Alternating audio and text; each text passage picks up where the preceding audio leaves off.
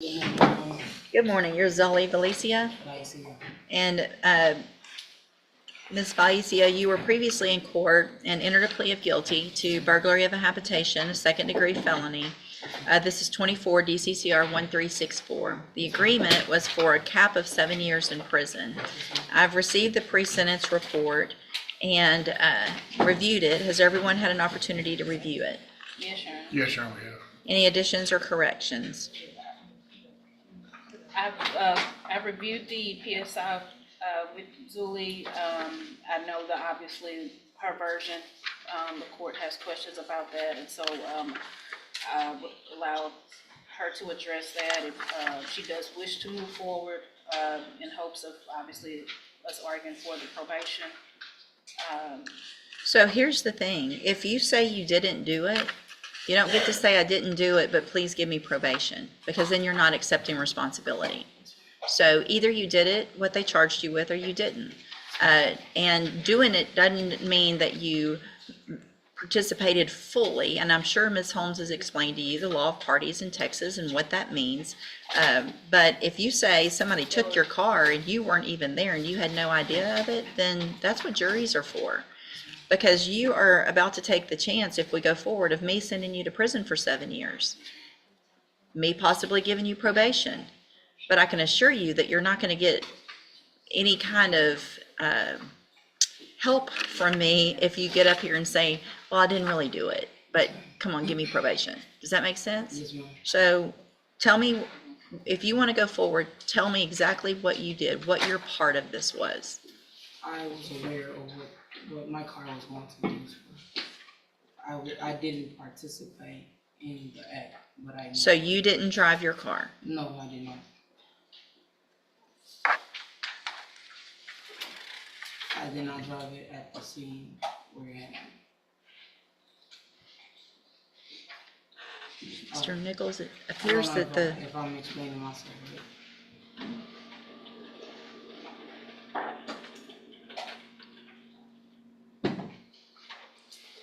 I think what she was trying to say, Your Honor, she wasn't present at the scene of the burglary, but let them use her car and I guess drove them close by. Because we know she was pulled over driving that vehicle on the way. I mean, there's cameras from Lieutenant Hudson's cameras that confirm that you were driving when you were stopped. Yes. With the other guy seated in the front seat. I was in town when it happened, but I was not at the scene. So, yeah. So when did he get in your car? When they brought it to the crime scene, but I was not at the crime scene. I'm very confused. So she drove here to Groves. She drove into town. She was aware of what was going to happen. You weren't aware of it. You drove in to be a part of. You knew. I mean, there's saying I'm aware of whatever. Y'all came into town with. Can I rephrase myself? You probably should real quick, because hang on. I was Also, not at the crime scene. hold on. Because y'all came into town with radio jammers and fully ready with medical mask and face mask and all this stuff to come in from out of town to do what you did here in our town. And so you weren't just riding along and then they said, oh, by the way, sorry you came with us, we're going to do this. Okay, well, I drove because I'm the one that had the license, so in case we got pulled over. Okay. I was not at the scene. So you brought them to do the crime. Yes, ma'am. It's not that hard to say. Yes, ma'am. I didn't know how to rephrase myself. I'm sorry.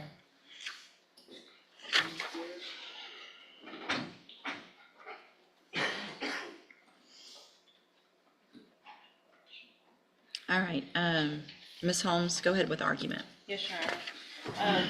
She does not have an extensive criminal history. As you can see, there is one prior, looks like a theft of property, which she received 6 months state jail.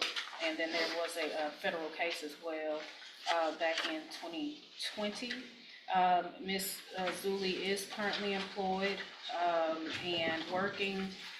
She would like the opportunity to continue that with probation. She does care for family members as well, Your Honor, and for her household. As indicated in the PSI, they do have her at a low risk level, which I believe is indicative that she would be successful on probation if given that opportunity. They've also stated in the PSI that they would like her to. For this, even though she was stopped and is on video driving the morning of. So I think the 7 years is appropriate. I'll note for the court, the co-defendant got 10. At least one co-defendant got 10. I'm not sure on the others. But I think 7 years is appropriate, and given the instance in this case.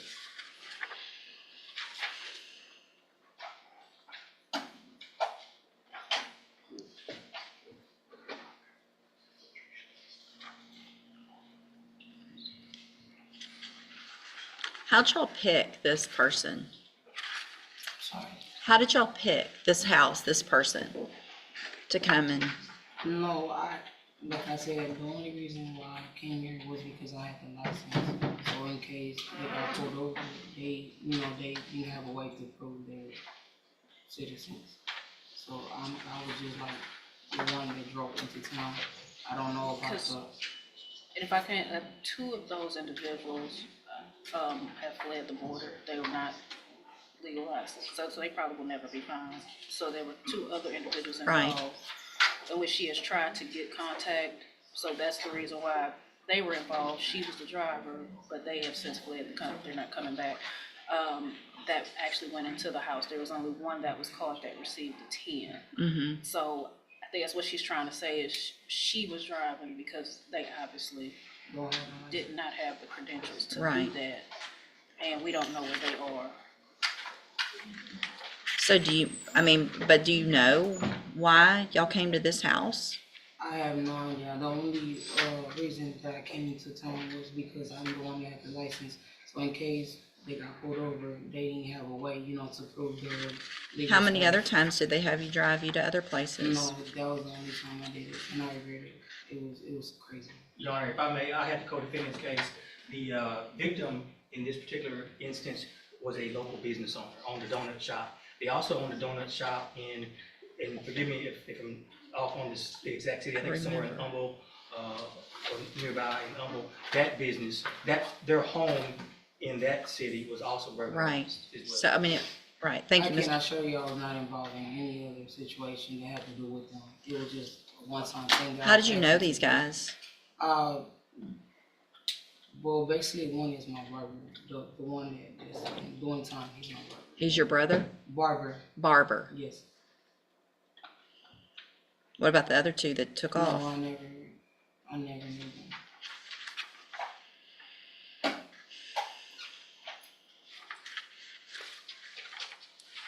So where do you live now? I live in Houston, Texas. Yeah, Houston, Texas.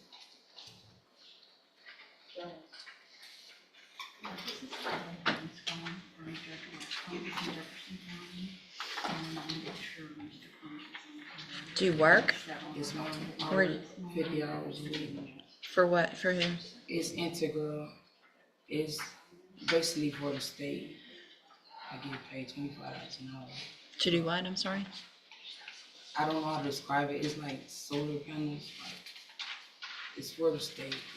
Okay. I have evidence as well.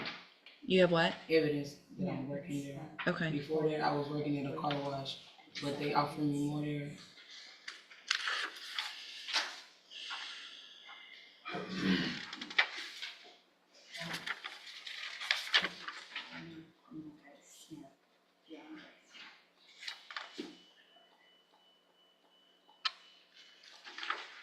So, I don't disagree with Lieutenant Hudson or with Mr. Nichols,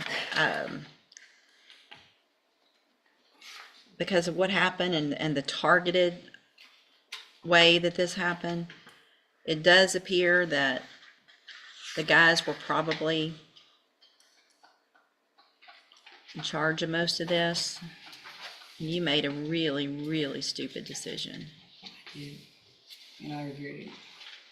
Yeah.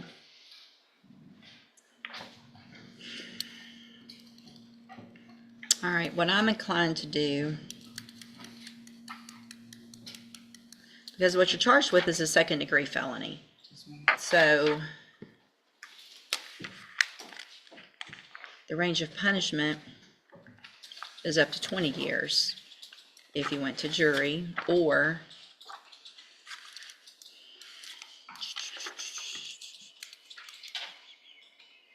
all right, here's what I'm going to do. I'm going to find that you entered your plea of guilty freely and voluntarily. I'm going to find sufficient evidence to find you guilty. However, I'm going to defer all proceedings and place you on probation for 10 years. You're going to be ordered to pay a $1,000 fine and to follow all of the rules and conditions of probation. So let me explain what that means and why that's good for you, but probably more so for me, and why I'm doing this. So a deferred probation means you don't have this conviction on your record. But what it also means is if you violate any condition of probation, you will be brought back into court, found guilty, so you have the felony conviction, and that cap of 7's gone. I have the full range of punishment between 2 years and up to 20 years. And certain cases, for whatever reason, the fact that this one, I remember it from Mr. Coleman's case, from the co-defendant, I'm likely to remember it. It's never good when I remember things, okay? And so I'm going to order also that you obviously have no contact or communication with any of the co-defendants. If they fled the country, whatever, if they come back, if they try to contact you, you cannot have any contact with them. In fact, I'm ordering, if they contact you, that you contact your probation officer and law enforcement and let them know any information that you have about where they are.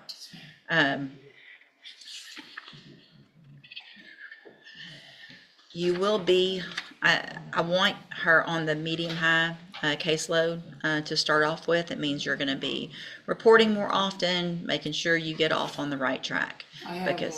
I work like an hour from my house, so I leave the house at 2:30 and come back home at 2:30 in the morning. So talk to probation. I want you to work, okay? And so you need to get them documentation of your schedule, because there will be a curfew except for employment purposes. You'll be required to report in Harris County, but you're also going to be required to report by mail or online here. So you kind of have double duty. You've got to do it all. If you don't report by mail or online here, it's a violation. If you don't go in person there, it's a violation. If you don't give them proof of where you are when you're supposed to be, it's a violation. If you test positive for any drugs, whatever it is, you're going to be on a high caseload so that I know, at least for some time, that you're doing exactly what you're supposed to be doing. And if you don't, you will be right back in here. Do you understand? All right, I'm going to hand you the trial court certification that shows this was an agreement that I followed, and so you've waived your right to appeal. You need to have a seat here in the courtroom. Probation, she'll call you up to her desk when she's ready to go over your paperwork. Good luck to you, ma'am. Thank you. All right, sir, you're Jaron Crane. And Mr. Crane, you're charged in cause number 23 DCCR 1082 with evading arrest or detention with the use of a vehicle. In cause number 23 DCCR 1406 and 23 DCCR 2233 with aggravated robbery. And what is the announcement? Judge, we've gotten a new offer, gotten an offer on Mr. Crane, and I've given it to him and talked to him about it. I was gonna ask for a short reset, maybe like 2 weeks, just so we can talk to his parents. And I think that it'll be resolved at that moment. It won't be. Okay. Any issue? No, Judge, that is fine with me. I just want the court to know it's no longer any type of a probation offer that the state is extending based on the nature of where we got last week with Mr. Crane. Right. But for some reason, that attitude changes. We'll approach the court with that, but I appreciate you letting us hold on that. It is my intention, I want Mr. Crane to know for me, it's my intention to go on his case to trial first and ask that any sentences that can run consecutively, run consecutively. So, Mr. Crane, I'm going to reset your case a couple of weeks. Yes, ma'am. We're done playing games, all right? So, if you were, whatever all happened, if you've changed your mind, it doesn't matter to me. I don't care. But we're not putting your case off for someone else's case anymore. Your case is going to go forward. You have 2 weeks to make up your mind on if you want to accept this plea agreement or not. If you don't, then we'll get your cases set for trial very quickly, and your case will go to trial. And after that, I'm not accepting plea agreements and all of that. So this is where you need to talk to your attorney, family, whatever you need to do. When you come back, I want to know either we're taking a deal that day or you're going to trial. Doesn't matter to me which way, but we're not putting it off anymore. We're not going to say we're going to do this or that and then get your case put off. It's going forward, okay? And Judge, we can be prepared very quickly. I've already prepared all witnesses in lieu of the other trial. Okay, thank you. All right, you're free to go. We'll see you in a couple of weeks. Thank you, Judge. Good morning, ma'am. Is it Farrell or Farrell? Fair. And will your client waive the formal reading of the indictment? She does, Judge.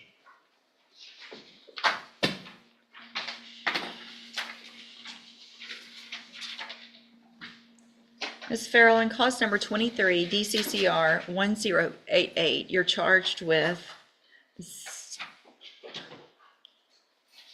my computer's slowing down, sorry. You're charged with the state jail felony offense of credit or debit card abuse from August 4th of 2021. And how do you plead to that charge? Are you pleading guilty freely and voluntarily? And are you pleading guilty because you did what they've charged you with?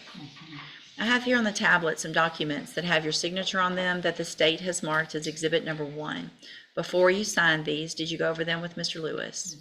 Do you fully understand them? And do you understand, if I follow the agreement that you've made with the district attorney, that you'll be waiving or giving up any right to appeal? And it looks like the agreement that you've reached is for a 5-year deferred probation. There would not be a fine. There would be restitution paid in the amount of $15,516, and you would be required to follow all of the other rules and conditions of probation. Is that your understanding? Yes, ma'am. Do you also understand, if you're not a U.S. citizen, that a plea of guilty or no contest may result in your deportation, exclusion from admission to the country, or denial of naturalization under federal law? State tenders number 1. No objection, Judge. It's admitted. Is there any evidence that Ms. Farrell's not competent? No. And what about history or waiving the pre-sentence report, since we have that restitution Your Honor, amount? The state's okay with waiving the PSI. I only show 2 misdemeanor convictions, one from a theft from over 20 years ago, another DWI from about a little more than 10 years ago. All right, so Ms. Farrell, I'm going to waive the pre-sentence report. I'm going to find that you entered your plea of guilty freely and voluntarily, find that you're mentally competent and you understand the nature and the consequences of your plea.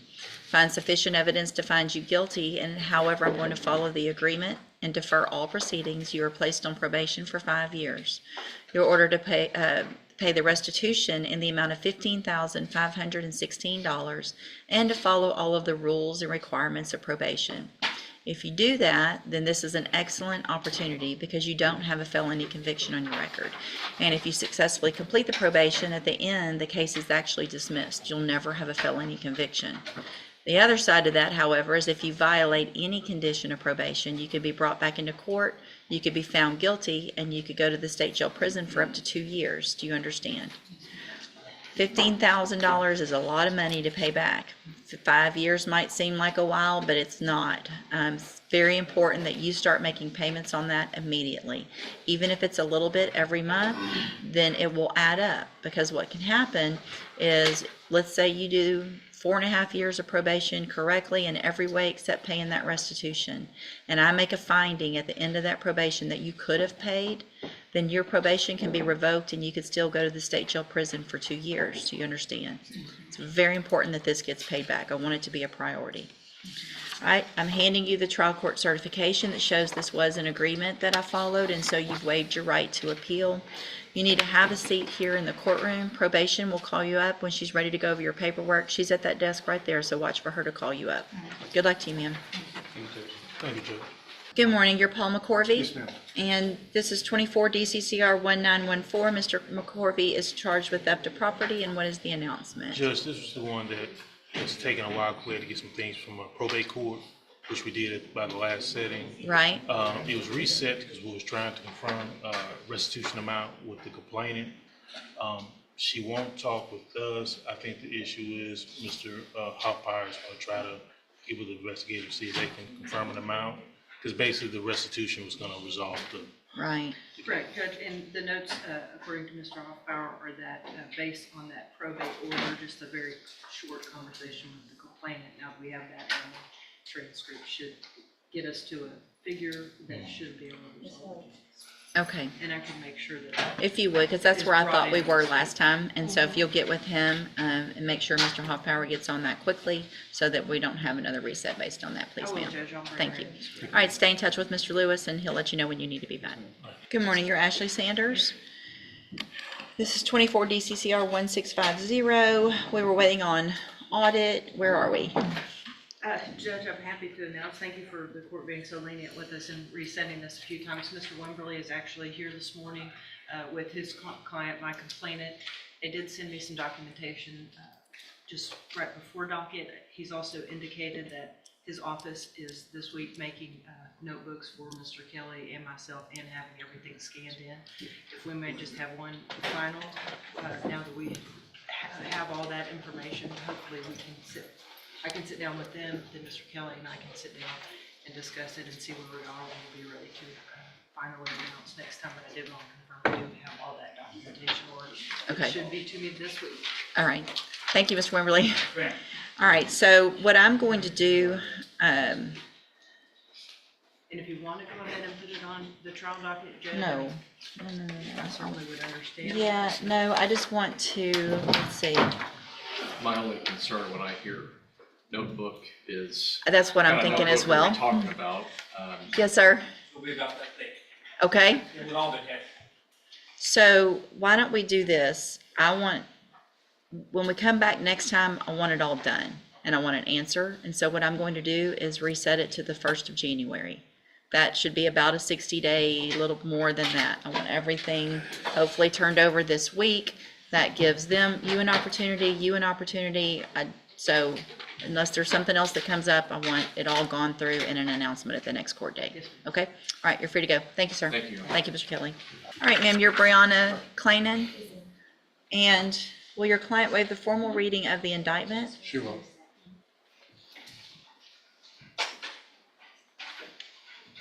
Ms. Clanan, in cause number 25, DCCR 0446, you're charged with the third-degree felony offense of evading arrest or detention with the use of a vehicle from March 8th of 2025. And how do you plead to that charge? Guilty. Are you pleading guilty freely and voluntarily? And are you pleading guilty because you did what they charged you with? I have here on the tablet some documents that have your signature on them that the state has marked as exhibit number 1. Before you signed these, did you go over them with Mr. Kimler? Do you fully understand them? And do you understand if I follow the agreement that you've made with the district attorney, you will be waiving or giving up any right to appeal? And it looks like the agreement that you've reached is for a 3-year deferred probation. There would be a $250 fine.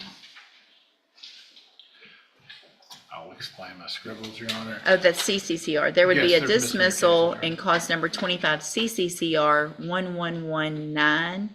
And this will run concurrently with 25 CCCR 1053. 1053. Is that your understanding? There should be another misdemeanor. It was refused. I was refused by that. And what are those The cases? dismissed one is resisting arrest, and they're all connected to this, Your Honor. Mm-hmm. The dismissal is a resisting arrest. The case to be pled is a DWI. Okay. All have the same criminal episode. Let me look at something real quick. Oh goodness, I can't see that. If I test you this morning, will you be clean? Be honest. Have a seat in the jury box. Good morning, are you Ryan Hodge? Yes, ma'am. And Mr. Hodge is charged in cause number 24, DCCR 1167.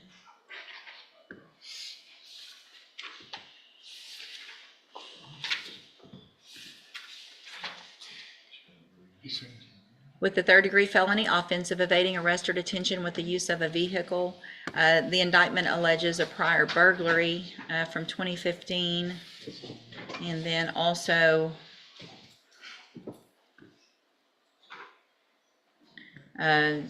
felony of bribing an officer in 2018 and possession of a firearm by a felon in 2018. We had reset that as well. some other stuff as well. Those are out of state. Yep. So what that means though is for punishment purposes, if Mr. Hodge, if you're found guilty by a jury, you would be considered a habitual offender, which means your minimum punishment, if you go to trial and are found guilty, is 25 years in prison, up to 99 years or life in prison. Do you understand? And we reset this case for you guys to watch the video, and have you had an opportunity to review the video in this case? I've seen it prior, like, but You've seen the video? I think Yeah, he's I've seen seen it with his prior. Okay, previous so you've attorney. seen the video, and have you talked to Mr. Kimler about it? Answer out loud. do what, man? You've Have seen, you we've talked about the video. We've talked about it, yes, ma'am. Okay, and I want to make sure, so I have here on the tablet a plea bargain rejection that shows that the district attorney's office has made an offer, if you wanted to enter a plea of guilty, to go on count one only, which is just the offense of evading arrest or detention, not those prior offenses, for a cap of 10 years, which means you would leave your punishment up to me. I can give you 10 years, I can give you less. It would depend on the information that was brought to me at a sentencing hearing. You have every right to reject that and have your case set for trial. I just want to make sure you understand what your possible consequences are and what your options are. And do you understand all of that?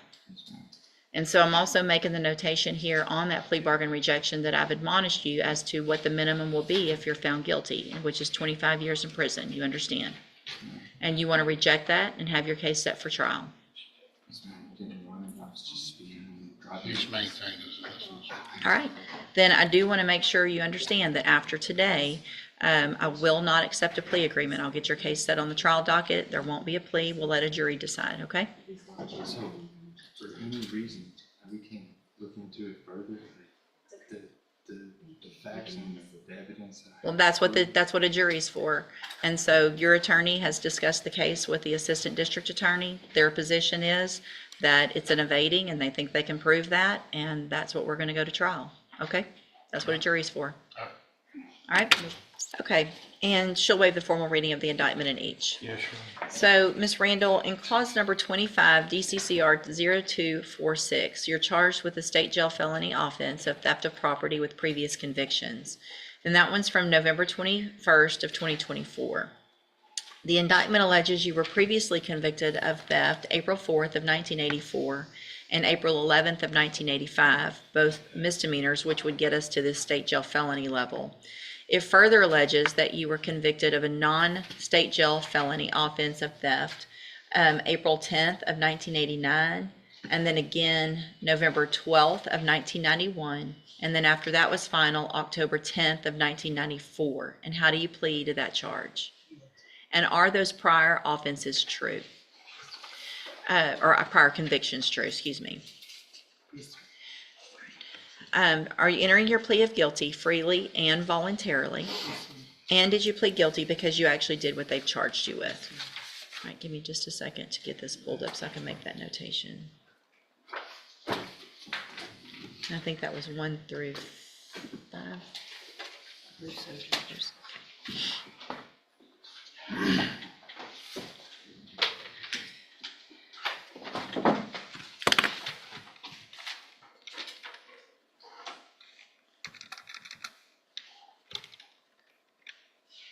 Five or six, depending on how we want to look at it.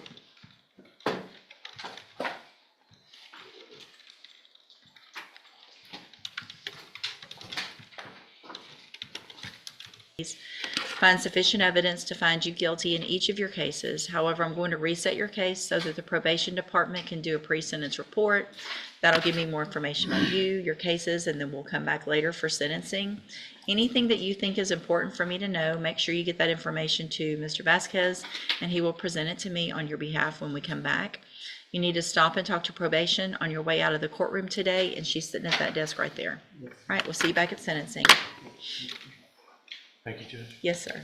Good morning, you're Shay Morgan. Yes, ma'am. And Ms. Morgan, in cause number 24, DCCR 2102, is charged with theft of property. And what is the announcement? Judge, we're going to ask for a regular resetting. Ms. Malfino and I are discussing a potential resolution. I've also been given some documents from my client that I think will help inform that process. And so, Any issues? No, Judge, it looks like we do at least for purposes of this announcement, have a restitution figure, so we would need time to develop that. So Okay. we can just share that information with the council. Okay. Hopefully we can And the resolve case it. looks old, but I realize that you were just hired in the end of July, so we'll just do a normal reset. And then, Ms. Morgan, make sure you stay in touch with Mr. Gert so you guys can go over everything. We'll try to get an announcement at the next court date. All right, you're free to go. Thank you. Have a good week. Thank you. You too. I guess I'll see you tomorrow. In this sentencing hearing, the defendant appeared before Judge Raquel West after previously pleading guilty to burglary of a habitation, a second-degree felony in Texas. The negotiated plea deal included a 7-year prison cap. However, the final outcome remained within the court's discretion following review of the pre-sentence investigation, PSI. The central issue in court was acceptance of responsibility. When questioned, the defendant attempted to minimize her involvement, initially suggesting she was not present at the burglary scene and only allowed others to use her vehicle. Judge West immediately clarified a critical legal principle. A defendant cannot seek probation while denying responsibility. Under Texas law, the law of parties holds individuals criminally responsible if they aid or assist in the commission of a crime, even if they do not personally enter the home. Evidence showed she drove the vehicle into town, knowing the co-defendants intended to commit the burglary. Cameras confirmed she was driving when stopped by law enforcement. The judge pressed her for clarity, ultimately eliciting an admission that she drove the individuals to commit the crime because she had a valid license in case they were pulled over. The prosecution argued 7 years was appropriate, noting a co-defendant received 10 years and that the burglary appeared targeted. The victim was a local business owner whose home had been specifically selected. Despite the seriousness of the offense, which carries a punishment range of 2 to 20 years, Judge West chose a measured but strategic approach. The court found sufficient evidence of guilt, but deferred adjudication and placed the defendant on 10 years of probation, along with a $1,000 fine and strict reporting conditions. The decision matters for 2 reasons. First, deferred adjudication avoids a formal felony conviction, but only if probation is completed successfully. Second, the judge removed the 7-year cap protection. If the defendant violates probation, she can be brought back, formally convicted, and sentenced anywhere within the full statutory range, up to 20 years. Judge West also imposed enhanced supervision, including medium to high caseload reporting, no contact with co-defendants, and strict compliance monitoring. This was not leniency, it was conditional mercy, backed by the full weight of a potential 20-year sentence.